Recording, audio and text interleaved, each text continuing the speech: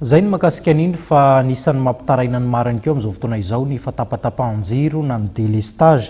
Ny tompon'andraikitra izay voasana ao anatin'izany dia nivory maika ary nijery ny vahaolana afaka ampiarina ao anatin'izy ity, nivoatra tao anatin'ity fivoriana ity ary fa isan'ny fanomezana 40 miliara ariary ambony lelavola izay voafaritra ao anatin'ny teti-bolam-panjakana anarenana ity famatsiana herinaratra eto Madagasikara ity.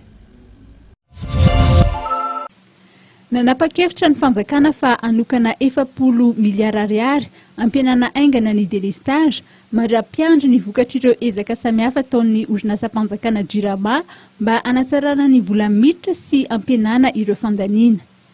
Tsy tafiditra ao anatin'ny teti-bola 724,000 izany fa isy ny fandaminana manokana apetraka mba hampijirana izany teti-bola izany ao anatin'ny fandaniana ho an'ny taona 724,000. Raha ny teti-bola fototry ny taona 724,000 no resahana dia 400 miliara ariary no voafaritra fa anampiana JIRAMA na ny subvention izany. No akarina ho 300 miliara ariary izany tao anaty teti-bolam-panjakana Nasipantsina. Ny fiakaran'ny vidin'ny solika dia niteraka tsy fahampiana arabola raha ny tombana izay notanterahana ny volana septambra lasa teo.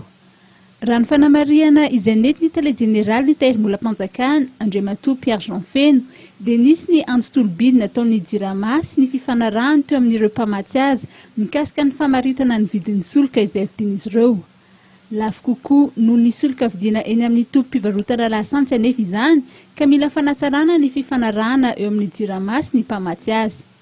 Zava-dehibe ihany koa ny fanatsarana ny fitantanana eo anivon'ny JIRAMA mba ampianana ny délestage.